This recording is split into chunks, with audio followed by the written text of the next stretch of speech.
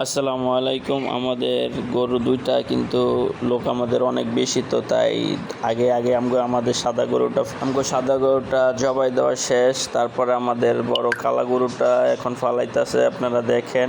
যেহেতু এটা অনেক বড়, তাই ও জিদ্দি অনেক বেশি, সবাই ফালাইতে পারতেছে না, অনেক অনেক কষ্ট হইতাছে ওকে ফালাইতে। গরুটাকে জিদ অনেক বেশি, অনেক কষ্ট হইতাছে ওরে কাটার জন্য, ওরে ফালানোর জন্য অনেক চেষ্টা করতেছে, কিন্তু কোনোভাবেই ফালাইতে পারতেছে না। ফালাইতেছে, অনেক কষ্ট হইতাছে ওকে ফালানোর চেষ্টা চলতেছে, কিন্তু পারতাছে না। অনেক অনেক চেষ্টা করতেছে ওরে ফালাইতে। একবার ফালাইছে, তারপরে আবার রশি ছিঁড়া গেছে উঠা গেছে পরে আবার অনেক কষ্ট করতেছে ফালাইতে। এসে অবশেষে ফালানো হইলো আমাদের বড় গরুটা। ছোটটাও ফালানো হয়েছে, বড়টাও ফালানো হয়েছে।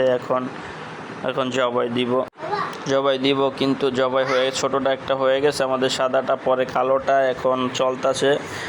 অনেকই করতেছে, সবাই পারতাছে না। পরে অবশেষে অনেক কষ্ট করে জবাই দিতে, যেহেতু আমাদের হুজুর আসার কথা ছিল, কিন্তু অনেক লেট হয়েছে, কিন্তু হুজুরে আসে নাই।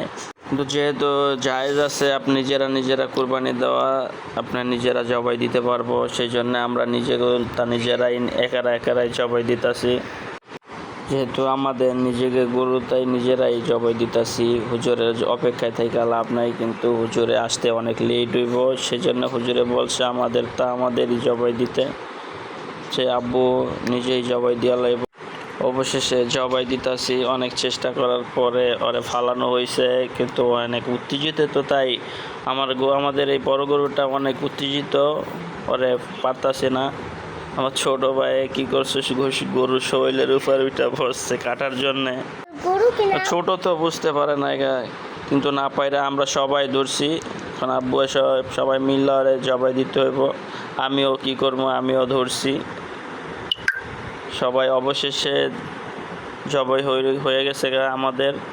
অবশেষে জবাই দেওয়া শেষ হয়ে গেছে আমাদের গরুটা, জবাই চলতেছে। তারপরে আমরা এখন আমাদের সাদা গরুটা জবাই দেওয়া হয়ে গেছে।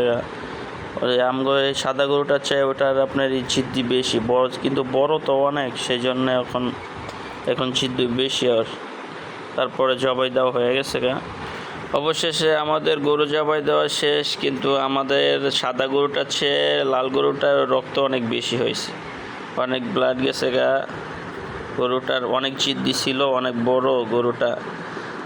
আমিও সাথে করছি, জবাই দিছি।